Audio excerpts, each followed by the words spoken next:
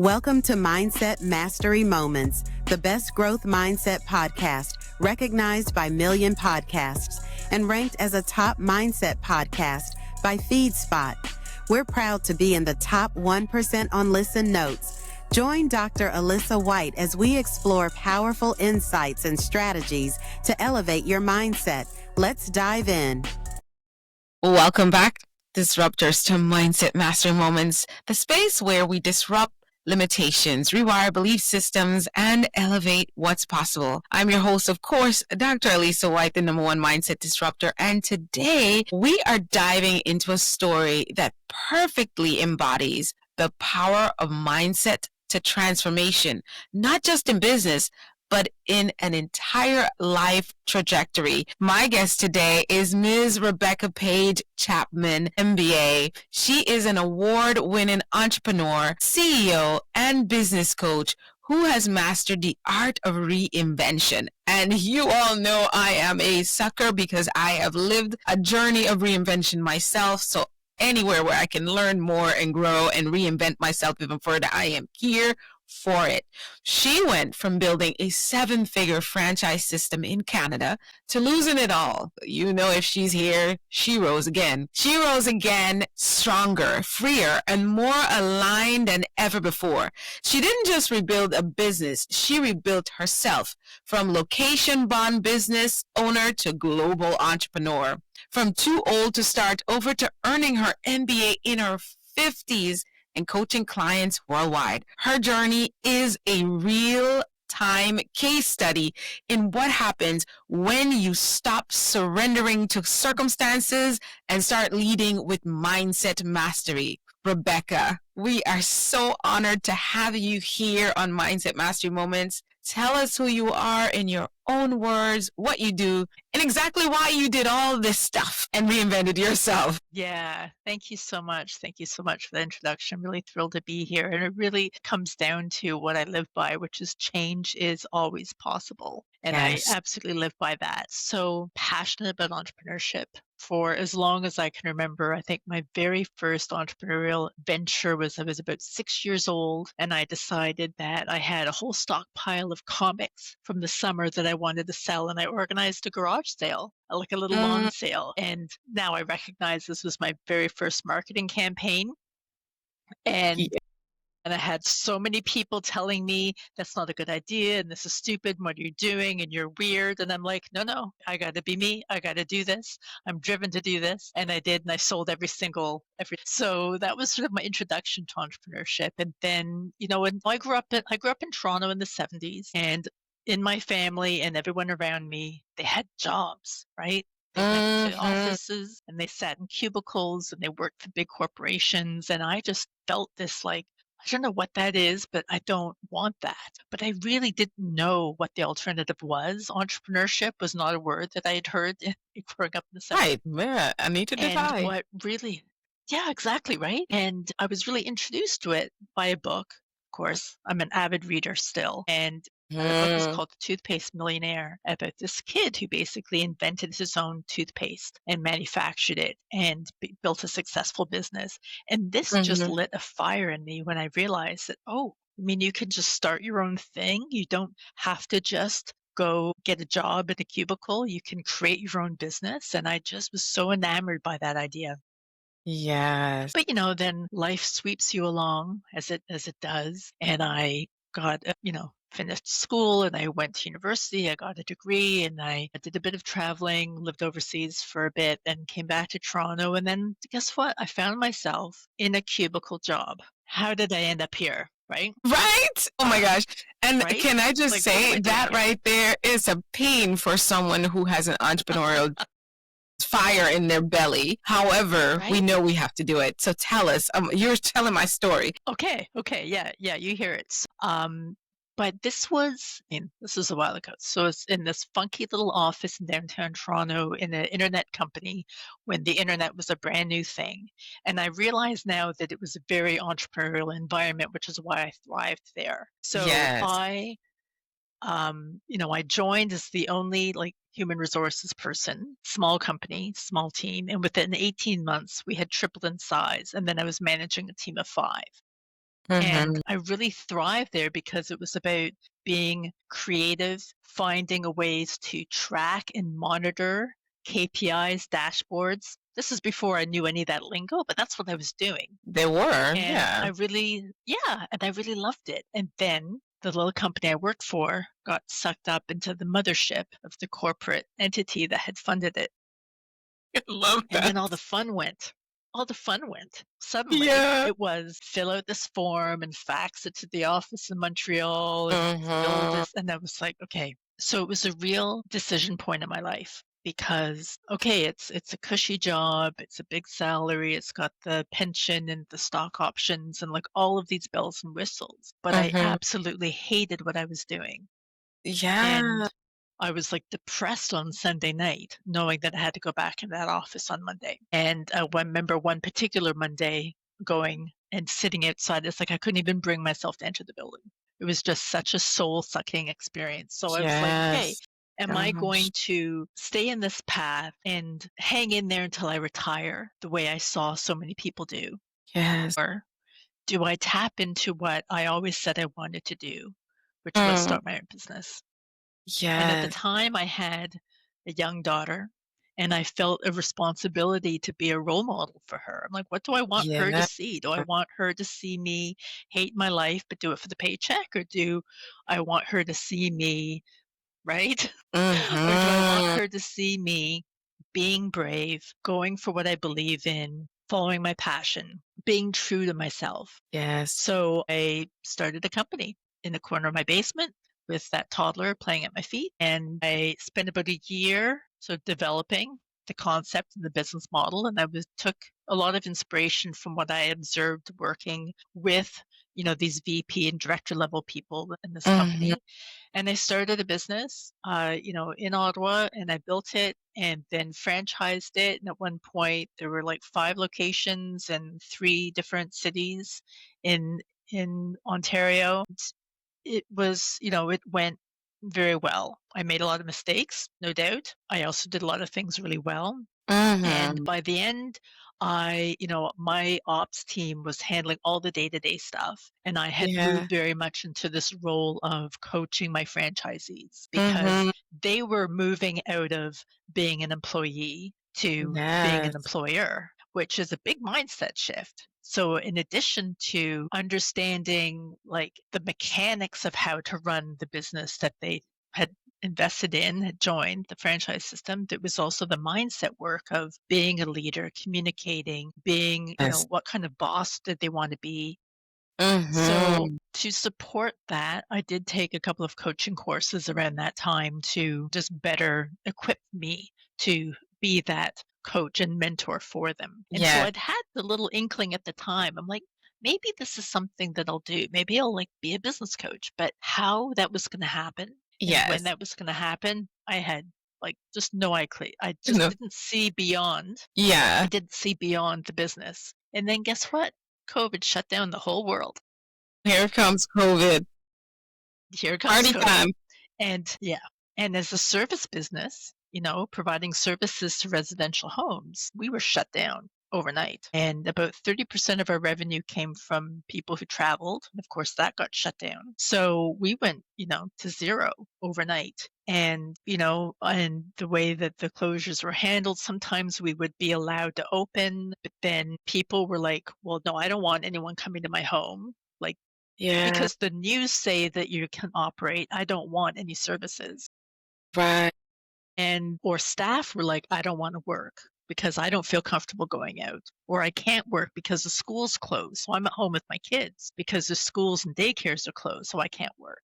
So there were just all of these different pressures that just prevented us from operating. So we, about a year later, it was like, okay, it's time to let this go. Time to move on.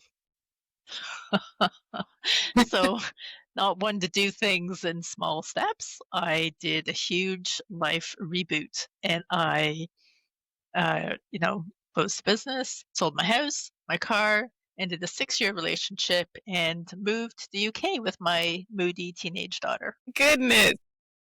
And went back to school. And went back to to do my school. MBA. Yes. Yes. which we are obviously, I think a lot of times when you've journeyed the journey of getting your MBA, I think people don't really understand what the celebration truly is. It's not as much as having that title. That's just a cherry on top. It is that journey and discipline. The same reason why so many people don't have one. Even though we're like, oh, everybody has one. No, they don't. Okay. Some people didn't even finish high school because that discipline to go through is grueling. And that's where a lot of you is tested. But if you've journeyed through it, a lot of you were built or rebuilt and redesigned. So I am super proud of you for all of that. And the story that we get is that it is okay. And it's a mindset shift to understand that reinventing yourself and making those changes and embracing sometimes what would look like a curveball or a roadblock in life. Once you stand and you said, I am going to move and shift and change with a mindset of how can I get through? How can I still, you have a vision for your life. So that doesn't change, but the journey to said destination, vision, or dream is not static. It changes. So you showed us in your journey already that success as you know it can be on your own terms as long as you're willing to make the shift and go through the changes and adaptation that you need to do to get there. And here we are. So I'm definitely, like, you already gave us a masterclass and we're not even started yet. Listen, I am at heart an entrepreneur. I tell people I'm an entrepreneur that speaks. I'm an entrepreneur that coaches. I'm an entrepreneur that teaches. I'm an entrepreneur that is a podcast host. I'm an entrepreneur that's a daughter. I'm an entrepreneur that's, it's like the entrepreneur comes at first. And I teach that having an entrepreneurial mindset is so beneficial to you no matter what your career path will be in life. Even if you're a stay-at-home mother, having an entrepreneurial mindset will really, really empower life's journey, because we are people who don't stay looking at the storm. I'm like, oh my God, what am I going to do? You're like, oh, COVID? All right, I got something for you. Watch this. I'm going back to school. I'm moving. Yeah. Yeah. Okay. Next. Okay. Exactly. There's that mindset. Yeah.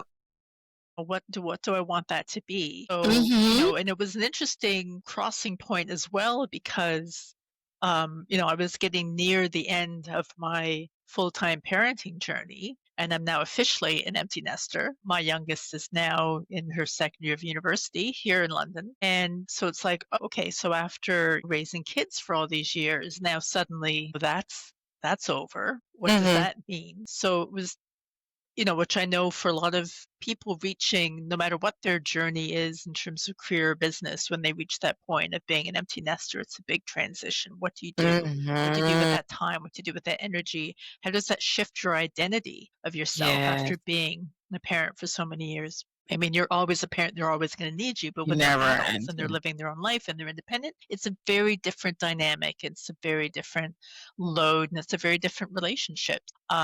Basically, as soon as my youngest turned 18, I was like, okay, I've always said I wanted to travel full time. Yeah, I'm going. And I went. I left London and I traveled for a full year. Living and working, because I work with entrepreneurs all over the world and I work online. I'm location independent now. And so in the past 2 years, I've lived and worked out of 16 countries and 4 continents, and there's been some amazing stories, living on the beach and making calls from beautiful locations in Bali and Sri Lanka and all over the place. She's living my life. There's also been some challenging experiences, for sure. Oh, I've been in the hospital with food poisoning more than once, I have to say. But you know what? It's you're still here. Exactly. Yeah. You win and you learn. You never lose. You win and you learn. As long as you keep coming back and you're still here, you're learning. That's all that is. I tell people, you're learning. Yeah. Yeah. So I'm curious. So you use the phrase entrepreneurial mindset. I'm wondering, how would you define that exactly? So for me, the entrepreneurial mindset is one that has a level of clarity about who they are and why they're here on earth. And then secondly, they are willing to take the risk and challenge status quo to get to understanding, now not knowing is static, but they're living in the full expression of themselves. And they know that what that looks like today, tomorrow could change, but the big overarching theme of their life doesn't change, but how they express it may be differently. And they're boldly pursuing the journey that positions them to express the full expression of themselves, whether it's through actual building a business or working in someone else's business or contracting and whatever that looks like in their career, because I believe that harmoniously they will create a life in their family, in their personal life and their professional life that is not balanced but harmoniously facilitating the expression of who they are. They're willing to take risk. They don't stay stuck. They ask themselves, how can I, instead of what am I supposed to do? They learn how to build networks and systems out of nothing many times to get on the journey of where it is they want to go in the season of their life. That is the picture. Instead of giving it a definition, I create a picture. And they're quick to pivot. They're really quick to pivot. They have a plan that anticipate roadblocks, but the ones that come out of nowhere that they don't see, they're looking for, okay, how do I pivot? Never changing where they're going to go, but changing how they're going to get there. And that's just how they live. You see it as a theme in their personal and professional life. And like I said, it's never really truly balanced, so to speak, but there's so much harmony and fulfillment in them building and going instead of waiting for a destination to get to enjoy their life and who they are and why they're here. That's the picture. If I like to paint pictures, I started my journey as a preschool teacher and a literacy facilitator. Wow. As an entrepreneur. So one of the things I think people get is, if I can create a picture for you, that's kind of how it, because I lost my memory at 14 years old, and I had to do therapy and coaching for a while to be able to get memory back on what's cheese, what's different things, how to take myself to bath, everything. They had to restart me. And so one of the ways I learned was connecting everything as pictures, so my memory is very vivid, things like that. So I try to get listeners and viewers or anyone I'm in front of to paint the picture. Does that make sense to you, Rebecca?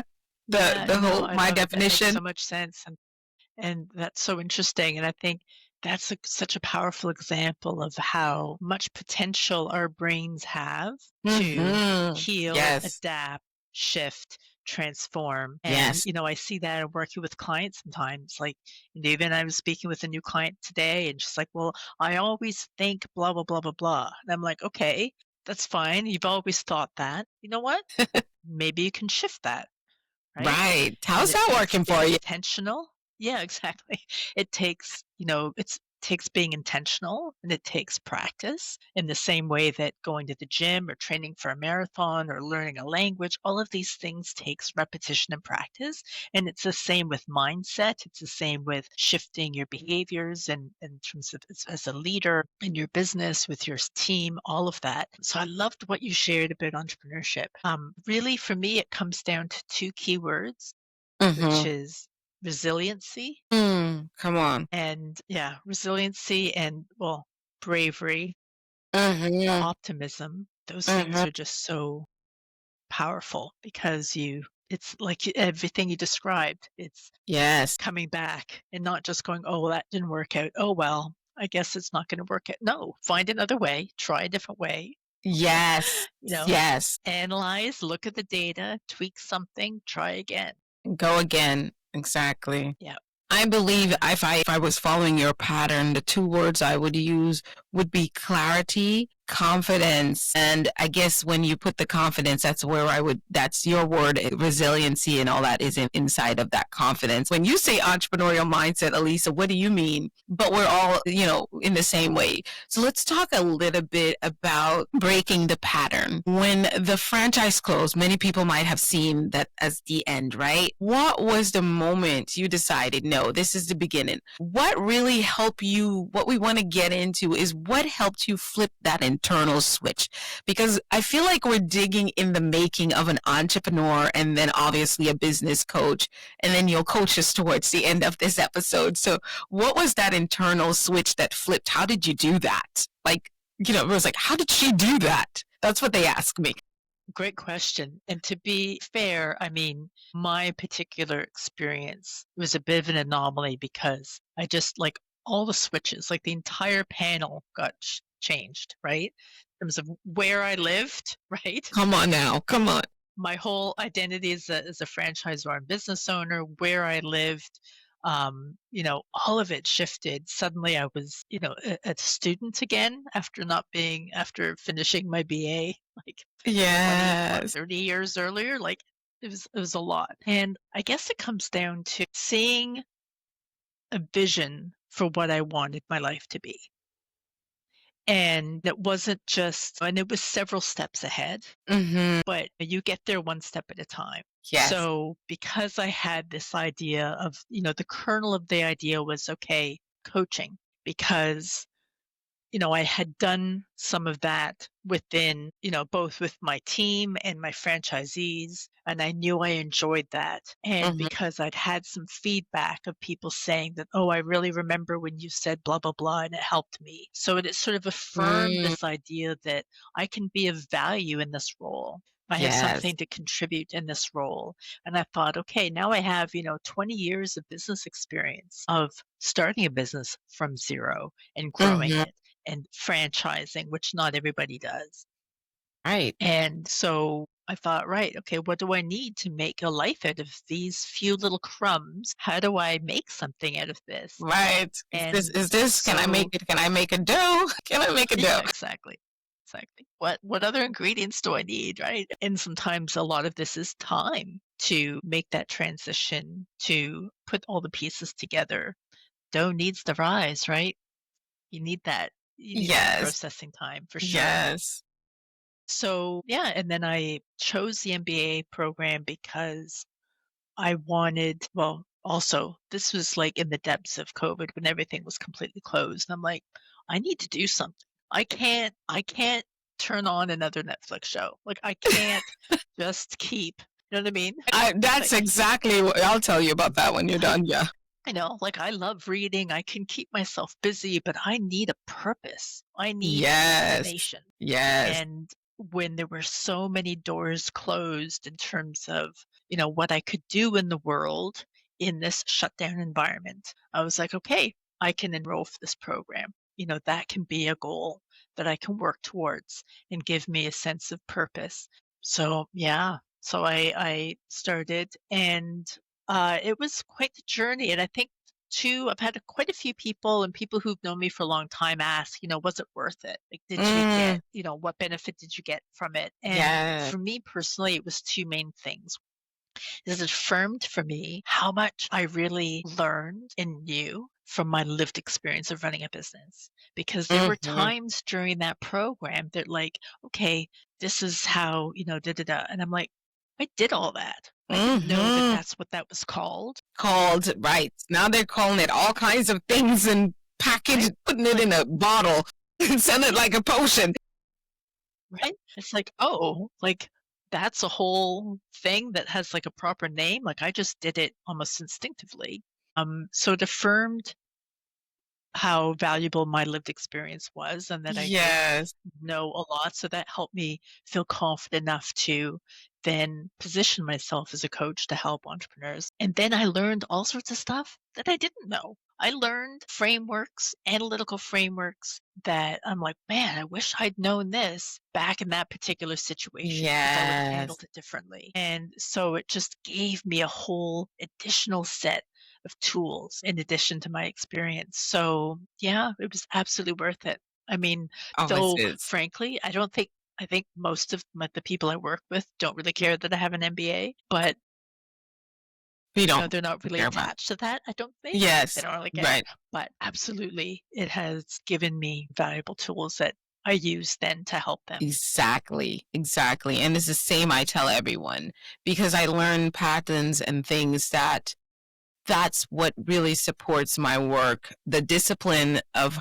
the methods I learned in school to do research, to bring it together, make it make sense, and then bring it to people. Education is about training your mind. Yes. The critical thinking, synthesizing information, the analysis, the perspective, all of that. It's training the mind. That's the value of education. It's not necessarily knowing a bunch of stuff. People can memorize things and be idiots and not know how to problem solve their way out of a paper bag, right? Rebecca, you talk a lot about clarity and focus in business coaching. But for Mm. you personally, how did clarity come after what looked like chaos? What does that look like for you? That's a great question. It really comes down to knowing what your purpose is and knowing what you want. For example, because it's the actions that lead to the outcome. And Mm, sometimes people get attached to needing to do certain actions. For example, I'm supposed to be making lots of videos and being like viral on TikTok and whatnot. But then I mm, speak to business owners who absolutely hate the idea of being on camera. They don't want to right. do that. They're not comfortable. They don't like it. They prefer to go talk to people. It's like, great. Then look at developing relationships, networking, build those connections, build your business that way. Just Mm, because a certain way, people are doing things a certain shiny way doesn't mean that it's right for you. So I think exactly. clarity comes with understanding your capabilities, what you enjoy doing, what your purpose is, and really making conscious decisions that align with that. That is so powerful. I think that's the big piece is the conscious, I guess I call it conscious clarity. Yeah. Because it's like a combo of 2 words. I almost making stuff up. But being aware of self, purpose, and then moving in clarity by getting the information that is needed to make the decision. Here's a question though, because I found that a lot of us entrepreneurs, and I say us because there was a time that I struggled with it, and it's a little bit of imposter syndrome, I believe. But we get to where that getting clarity, getting information becomes, it starts to where we're like, I have planned to do this, but however, I'm waiting on this information. I'm waiting on that. I'm doing this research. And while research and all of that is important business activities, we're looking for it to tell us a certain thing, to give us the green light. How do you speak into us that truly just we're there year 1, year 2, year 3, and we still haven't done the started yet because we're looking for said information or I would say sometimes permission to go ahead and do it. What should be our mindset in that area? Yeah, you've raised some really great points that giving permission is so powerful. And it really, I mean, it's like everything else, it's like it's balance. Because on Mhm. one hand, to just, "But this is an idea, I'm going to run off and do it," when someone, especially when they're entrepreneurial, and I know a lot of entrepreneurs struggle with that sort of ADHD kind of, shiny object syndrome, lots of distractions, Yeah, and they're going to have like 10 ideas a day. But you can't we go do. chasing every idea that flies into your head. Like that's Mhm. not how success comes. Success comes Mhm. from consistency. And Mhm. so on one hand, it's like, okay, you can't just grab any idea and run with it. On the other hand, you can't just sit on it forever doing research, getting it perfect when it's ready, when it's perfect, because then it'll never get out there. So, sometimes I ask people, and this is where, I really like to ask challenging questions because I hear someone say something like, when it's ready, then I'll get it out there. Okay, what's ready look like for you? What's ready really? Mhm. Because they might be holding themselves to some standard which isn't even possible because it's a Right. way to sort of justify why it still hasn't launched yet. It's just not Mhm. ready. It's not ready. It's not Mhm. ready. Okay, but if you want to get it out there, so that's where, again, checking into what's your motivation, uh, why are you doing this? What's the outcome that you want? Because if you Mhm. want that result, you're going to have to do the thing, which Mhm. will be launching it. And so that's where the value of having, a coach, a mentor, a friend, someone who can sort of hold your hand and go, okay, you've done enough. You've found that sweet spot between you didn't just grab an idea and run with it 5 minutes later, but you Right. also, you know enough. It's good enough. Mhm. It's good Right. enough. Put it out there because the only way to know how something's going to land with your audience, the only way you're going to know if an idea has traction is to get it out there into the world and then measure, monitor, pay attention, be open for the opportunities to tweak and adjust in order to get the results that you want. I love it. I heard you say three powerful things. Number one is just do it. Just do the darn thing. You have some clarity already. You have a sort of a roadmap and a concept that you know you're clear that it's something you should be offering or bring into the Mm, world. That clarity is there. There's no confusion of whether you should be doing it. The how you're going to do it is where you're getting stuck. Right. yeah. So at some point, you're just going to have to do it. Get a coach, a mentor, someone who has walked that journey before. Say it's always the biggest cheat code you can have in life and business is a mentor or a coach that has already walked and accomplished and really kicked butt in that area that you're working on currently. Sometimes at different points, you're going to have different ones. Then you also said, be open that when you do put it out, it may not go as you envisioned it, but pivot. And so you also are giving us, in a way, know that when that happens, when you get to number three, it's not failure. Yeah. It's forward movement because now you have Mhm. way more information that actually pushes you in the direction to move forward and you have more clarity than you ever did only because you actually stepped out and did the thing.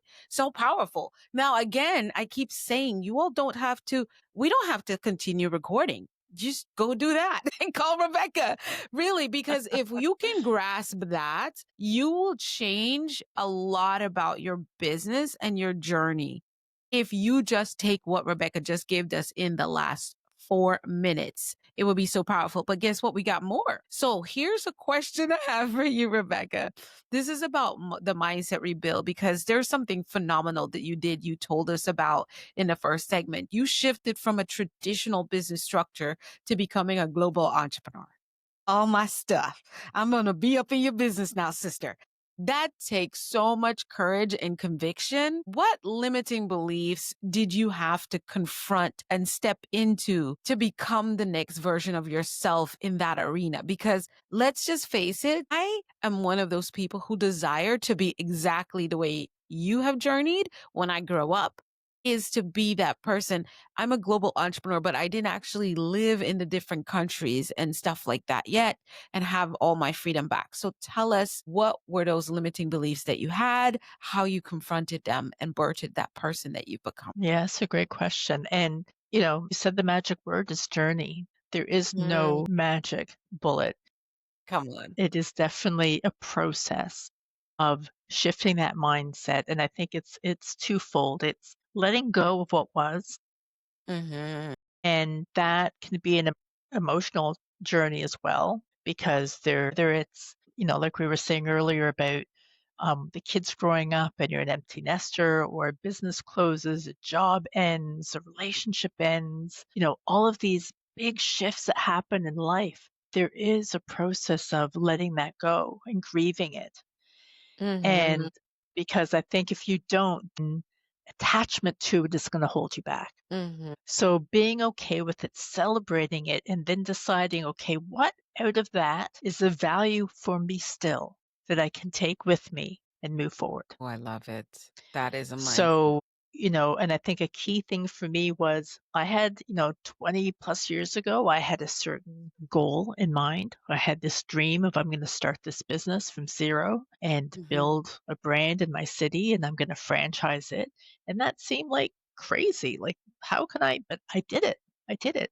I had a goal Right. to win, a few different key business awards in my city. 40 under 40, Businesswoman of the Year award. I went to the galas. I watched the other women get on stage and win these awards and be in the newspaper and television. And I'm like, I want to win that one day. And I did. So, what Mm, I really took from all of that experience was when I set a goal, I can make it happen. mm, So, okay, what's my next goal? My goal was I want to be location independent.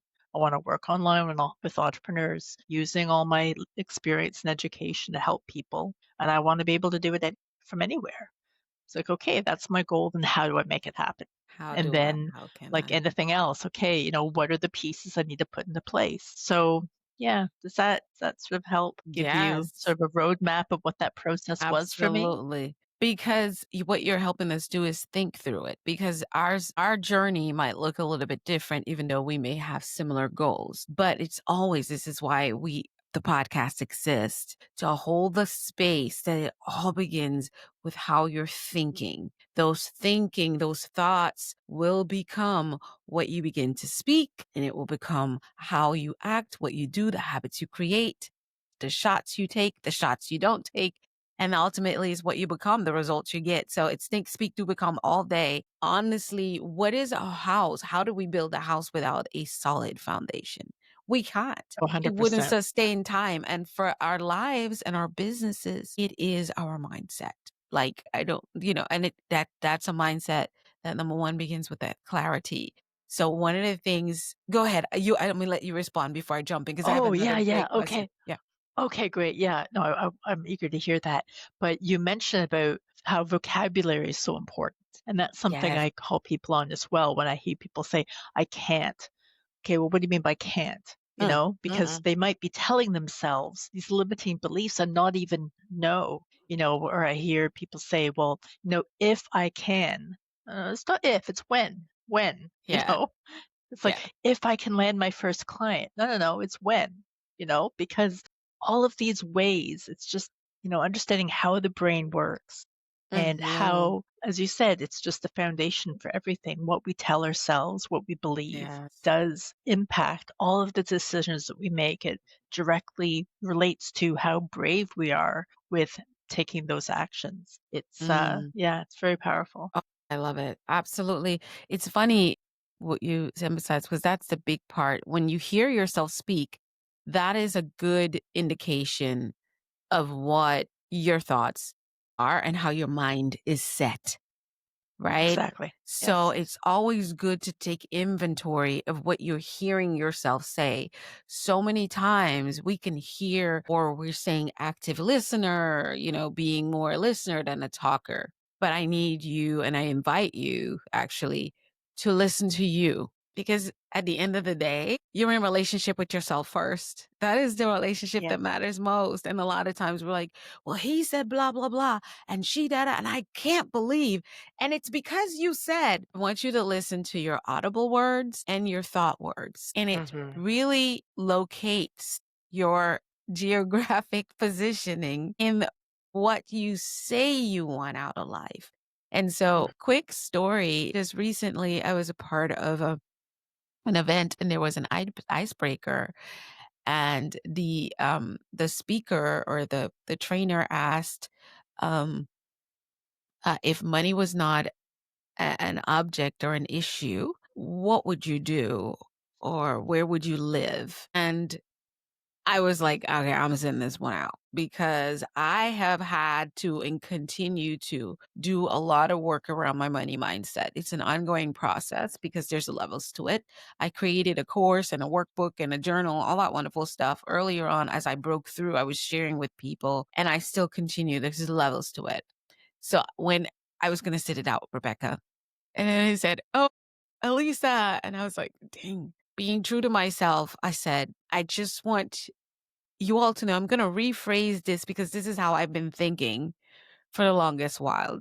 I said, when I have my money in my account, when it shows up, because it's on its way, I will live and work in several different countries. I will be in the Maldives. I will be in Malta. I will be on several countries in Africa, Cape Cod. Just if you find me, I'm going to be living partially back in my home country and a few other islands in the Caribbean. And then I still get to figure out more. And I said, but that's how I phrase what you're probably saying. I'm not better, but I have accountability to my words. I don't like when I have to do that, but I'm going to show up holding myself accountable for what I say I want. And so in that Hmm. case, there were 40 something other people in the room. And I was like, I hope I don't look like I'm trying to be Miss Perfect, but I'm like, you know what? Forget it. Freak it. I'm just going to be me because me, I'm in training and I was not going to, it's like For me, it would have been the equivalent of an alcoholic taking a shot of whiskey and thinking, oh, it's just one night. I'm going to be okay tomorrow because I'm with these people who are drinking whiskey. I was not going to use the word if money was an issue, because if money ever becomes an issue for me again, that's what it will be, an issue. And I know that maybe everyone's on their own journey, but that was my thoughts. Does that resonate with you? And give me feedback. I would love to hear it, because someone's listening to us and be like, how do I really keep up if I'm doing all this listening? There's reframing. You have to reframe. Always about reframing. It's perspective. It's checking your own biases and assumptions. Mm-hmm. Oh, well, no one's going to want this. Based on what? Based on the one person you spoke to who said it's not a good idea. Well, you're going to like, check that. Is that really Mm-hmm. you're going to make, and it comes down to who's in charge, Yes. who's piloting the ship that is your life. Are you going to make those decisions, Mm, or are you going to let the input of everybody around you? And it's come like on. input, not perspective. Again, it's balance, because getting someone's perspective and helping them challenge your assumptions and biases and saying, hey, did you notice that you're saying if instead of when? That kind of thing, really valuable. But Yeah. someone saying, you're not good enough to do that, it'll never work. Nobody wants to buy that, it'll never work. Well, now you're just sharing like an opinion based, maybe, driven out of your own limiting beliefs and your own fears and your own insecurities. Mm-hmm. And I'm not gonna let that Come on. guide my life. Come on. I have to ask you, with current events, as a business professional and as someone who guides and coaches, actual coaches and business and entrepreneurs, there's so much happening in the world right now. We're not necessarily talking about that, but we are aware and we know so much in the economy, a lot of uncertainty and things. Someone said to me, well, no one's really listening to podcasts right now, and I'm like, I can understand the part where you said there's so much happening and people are paying a lot of attention to that. But every day I have at least 5 or 6 people in my inbox who are building their brands and their business. And some of them have already built and they're at the pinnacle of success, but they want to keep getting the word out and encouraging people to continue their journey. How is that? And so I was challenged it. And so for the entrepreneur or the budding entrepreneur who's listening, Rebecca, what would you say to them about being sensitive and quote unquote realistic of the times, but staying focused in what they're called to do? Yeah, I'm a history nerd. My undergrad was in history. I still read a lot of history. A lot of my travels has been to, visit sites with a lot of history there. And so I Mm-hmm. always, look at things from a very macro perspective. And yeah, there's a lot of transition, a lot of shifts happening in the world right now. But you know what? Mm-hmm. It's always been that way. It's always been that way. So that's life. That's life. That's human history. And to some extent, it's being amplified right now because we have this, you know, news coming at us every second on every device, right? Once Right. upon a time in my childhood, there was the 6 o'clock news, it was in the morning newspaper, and then otherwise you just like lived your life and did your thing in the Love sphere of it. influence that you had in your Right. neighborhood, in your city, in your community. I'm going to live my life in touching the people I can touch and influencing what I can influence. Now it's like we're just fed stuff that's happening from all over the world, like within seconds of it happening, and it can Yes. feel overwhelming. Yes. And not to be insensitive with everything that's going on and the suffering that Right. has going on, and again, unfortunately, has always been the case. The world Um, wars. I mean, yeah. That world war yeah, Yeah. there's always that's always the case, but, like, look at what you know, what can you do in your life to make a difference? How can you have an Mm-hmm. impact? What do you have control over? And, Mm-hmm. to do what you can. Is it volunteering? Is it I see people who, like, donate a portion of their profits to a cause that they believe in. Like, Mhm. there's a lot of ways to even just sort of energetically, symbolically support something that they believe in the wider world while still creating success in the sphere of influence that they have. Absolutely. Oh, I love that. That is sound guidance, not advice, guidance. So, Rebecca, your clients describe your coaching as supportive but deeply transformative. What mindset blocks do you see most often entrepreneurs have? What is one of your favorite ways to help them move through that one? It's often about feeling that they're enough, feeling that they know enough, and giving Mm, themselves credit. mm, Giving mm. themselves credit. So again, like in my earlier example, like looking back to experiences that they had earlier in their life. Maybe they're Yes. starting a new business and they're brand new. It's like, okay, so you're learning something new. Tell me about another time in your life when you learned something new. You learned how to drive, you learned a new language, you went through university, you joined this company and had to learn the lingo and the culture of this company that you're now in that you want to get out of. You know, like, Yes. you've demonstrated that you know how to learn and adapt. Hmm. So great. All right. Well, now you're going to learn how to run a business. Right. Exactly. Um, and then that can often is so often a light bulb moment that they realize, oh, yeah, okay, I did all this other stuff, so I can do this too. There you go. You can do this too. You can do And then this it's too. just, yeah, yeah, yeah. Oh, I love it. I love it. So let's ask you this. What does clarity mean to you? It's more than a buzzword, of course, but as a way of being in business and life, I believe that's something you speak so much about. What is your definition of clarity? It's having a knowing without distractions. Ooh, just drop the mic. Having a knowing without distractions. Wow. Yeah. Well, you And got to and unpack. that for and then for, and what that knowing is for Hmm. everybody is unique, right? Yes. Mm. And to some extent, this may even extend to different spheres in your life because maybe, that purpose, knowing that goal, in your role as a parent, for example, or in a relationship in your community, who you want to be as a business leader, as an owner. Like, Hmm. it's so often just one thing and it's so clear and so unique to every person.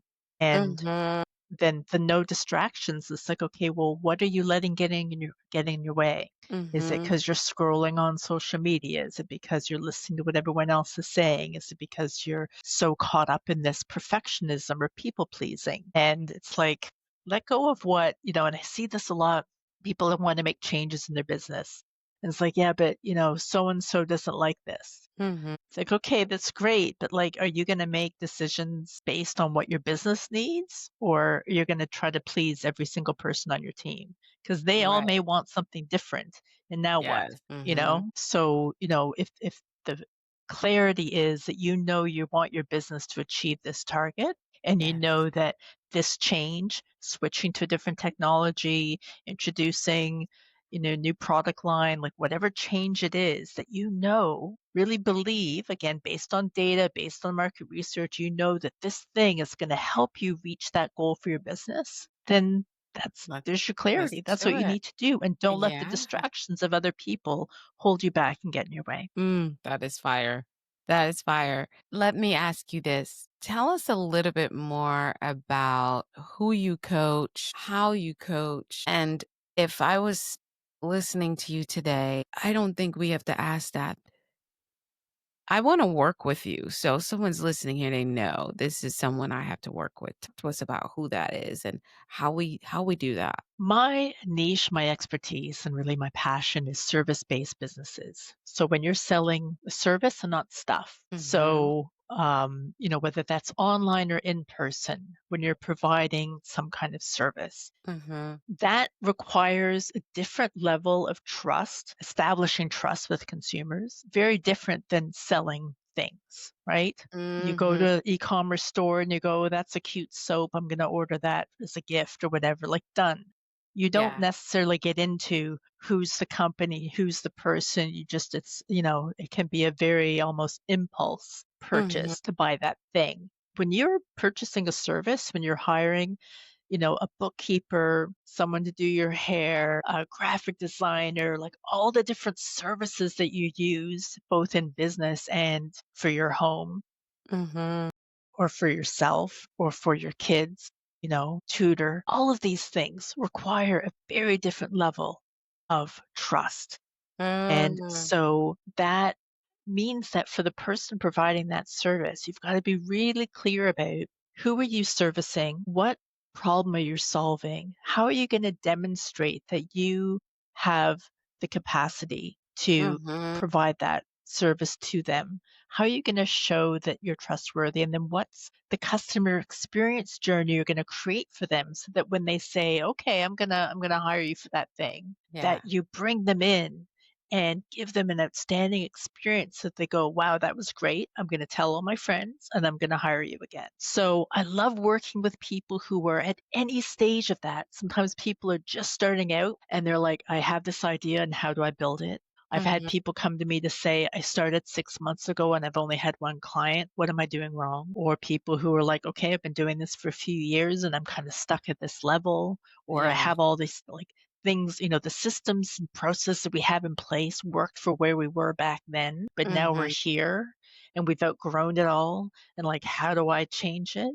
So, at any of those stages, I love to come in and really do a deep dive analysis on Mm. what are the systems and structures in place? Where are the gaps? Where are the opportunities to improve and develop in order for them to succeed and reach their business goals? Oh, I love it. So needed. So needed. And I mean, we don't often think about it.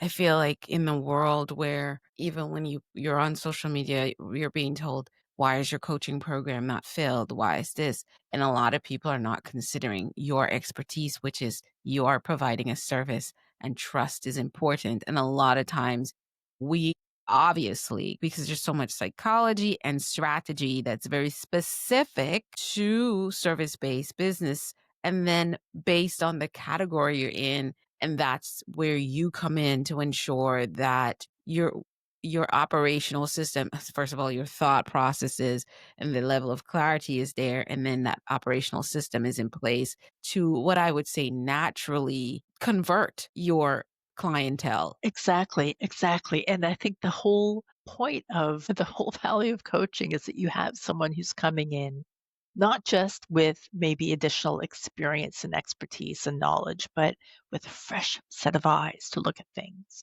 from a perspective that you just don't have. I mean, I just worked with a new client recently who's launching a sort of like a coaching, yeah, very much in the coaching space.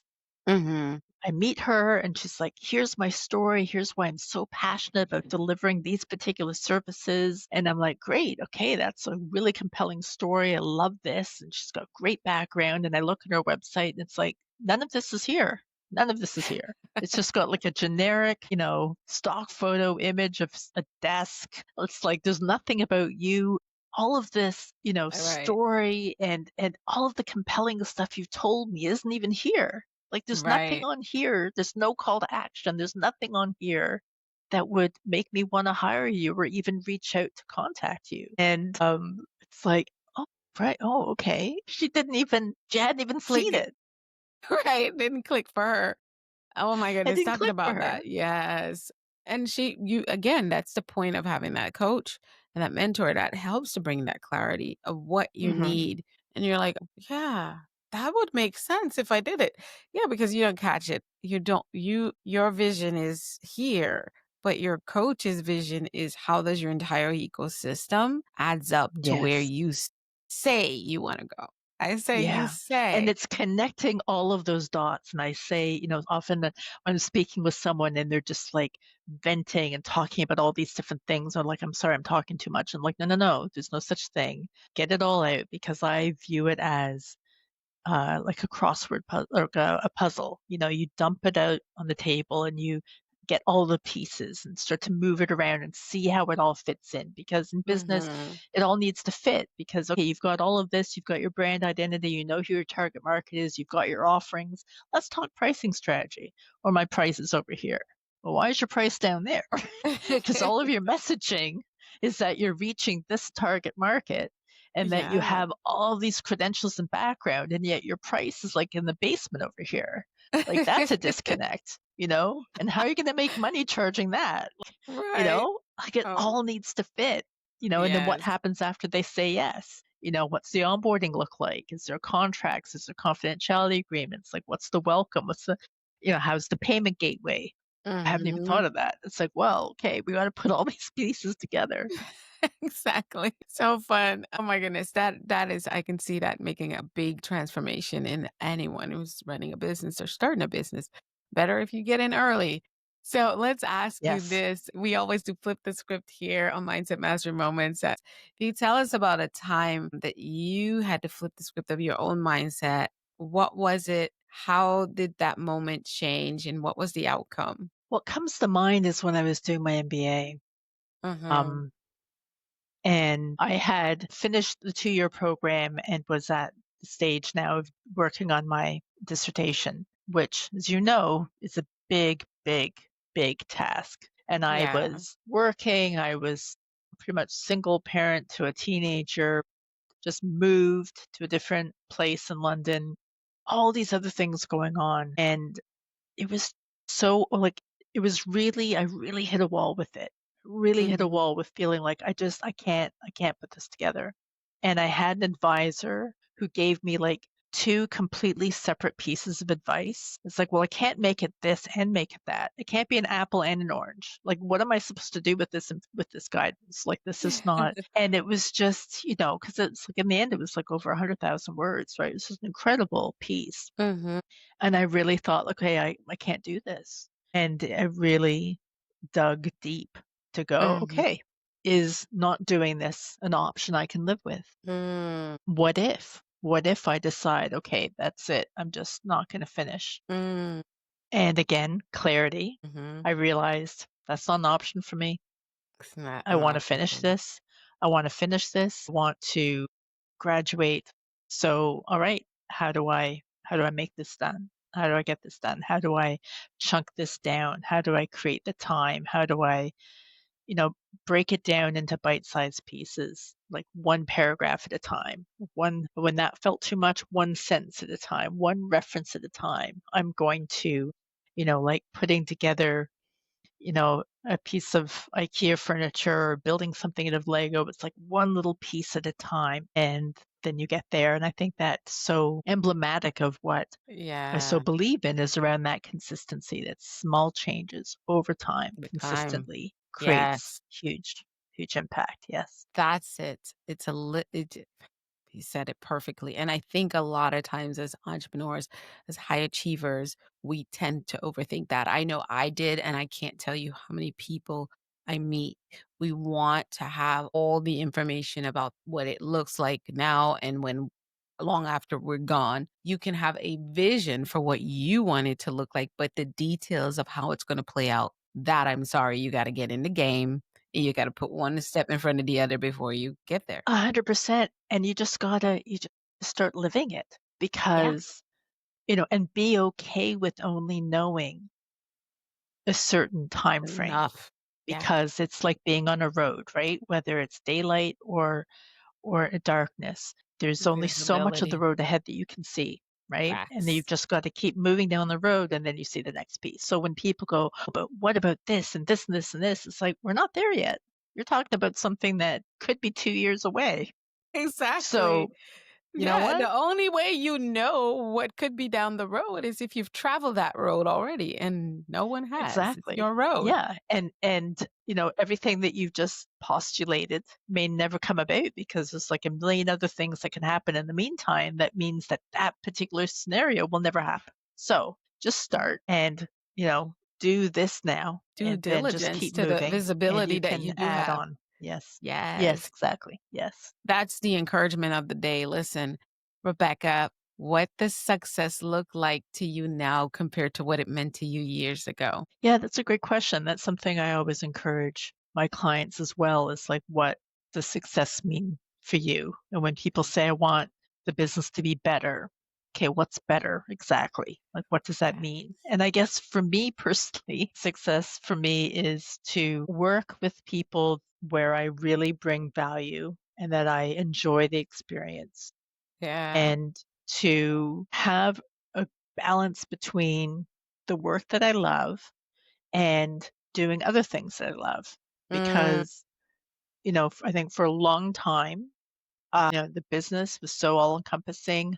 Raising children took a lot of energy and time, and there was really no room, which to some extent I own that was my decision, no room for hobbies and doing mm, all the things that I enjoy. And it's funny, my father gave me this advice some years ago now, something I wish I'd heard a lot earlier. He said, "Do whatever you need to do to make you happy."